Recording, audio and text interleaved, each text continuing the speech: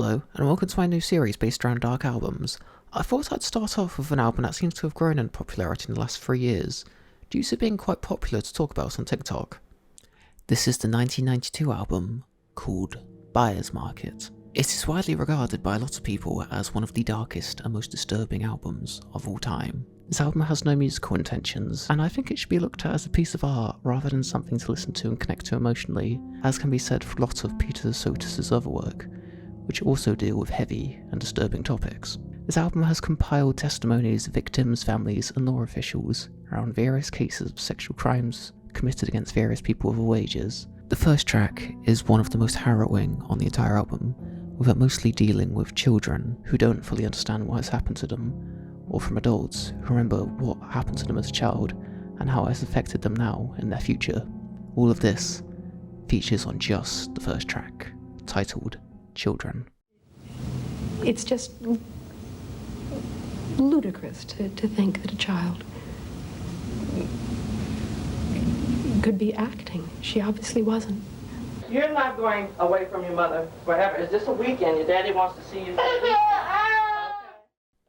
The next track is called McMartin, which almost juxtaposes the heartbreak of the true accounts of the first track with interview clips from the McMartin preschool trial, which is one of the most infamous stories dealing with mass hysteria and one of the most expensive and longest running trials in all of American history, with the end verdict being innocent for all the employees who had been accused. This case started when one of the parents had reported their child being abused, alongside other various things, such as their child being sent flying in the air, having holes drilled under their arms. However, this caused the police to send these details out to the other parents, to see if any of the other children had had any similar experiences at this preschool, to which they began to tell more and more exaggerated versions of the events, recounting what their parents had been talking about, and would often talk about this with their friends, so their stories would become even more confusing and abstract.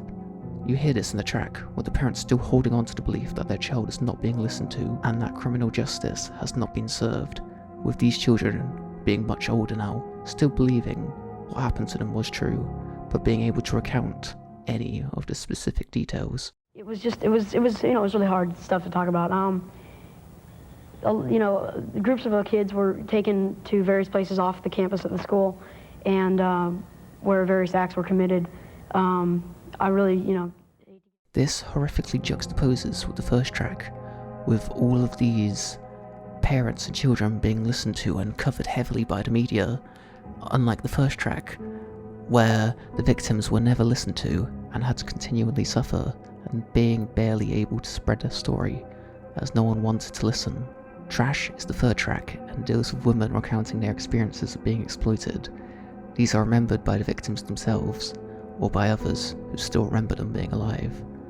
These stories will often state that they have been afraid to recount these experiences, as they fear the perpetrators will find them. This track is called Trash in my opinion because I feel like most of these victims were never looked at as human, and often in these stories are never heard or seen by anyone whilst this abuse is carried out, no matter how much they wanted to be listened to and how much they want people to hear about their abusers. Nothing is done until they finally had the courage to go to the police and be interviewed by someone who would take their story seriously. And I would run to the bathroom and start throwing up. And he would laugh at me. He made me feel like I was just a trash. The track Bundy yet again juxtaposes this message with audio recordings of the Ted Bundy trial, with most of the accounts of the victims' families and friends begging for Ted Bundy's execution so that they never have to hear his name again and they can live in peace after the media has been constantly reminding them of this tragedy every single day. We'll be able to see her murderer punished. That's all right. I know it's not a very Christian way to be, but I think in this case, revenge is needed. The final track, Victims, also juxtaposes the first track on the album, being about parents who have had their children murdered and expecting someone to take care of their child, but instead that trust has now been taken advantage of, and now they have to live with something permanently missing from their life. We buried Debbie in a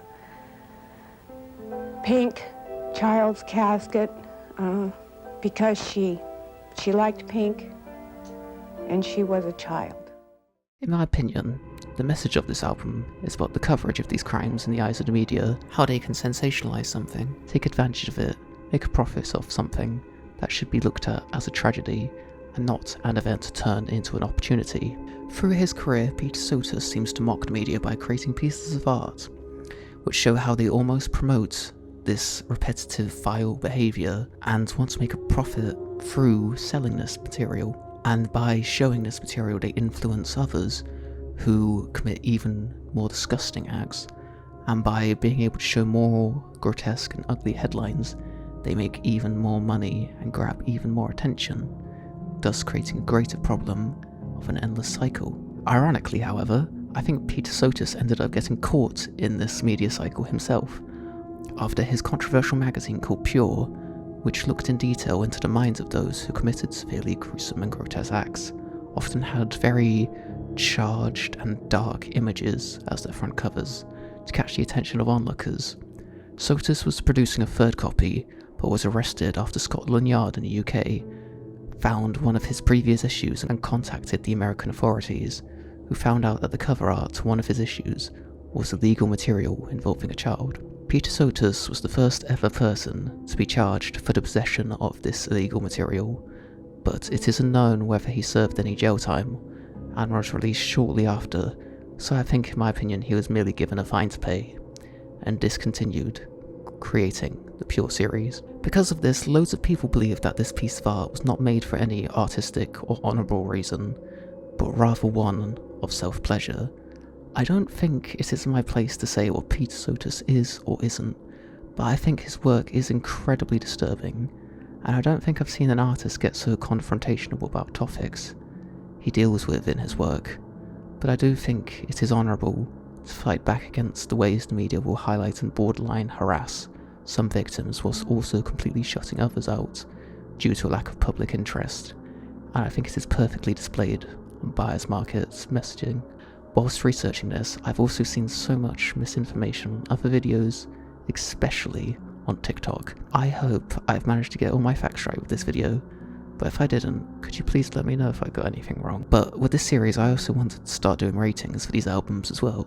As a general quality rating, I would give this album an 8 out of 10, and if I were to rate it on it being a dark album, I would give it a 10 out of 10, as it is incredibly disturbing. Thank you for watching, and goodbye.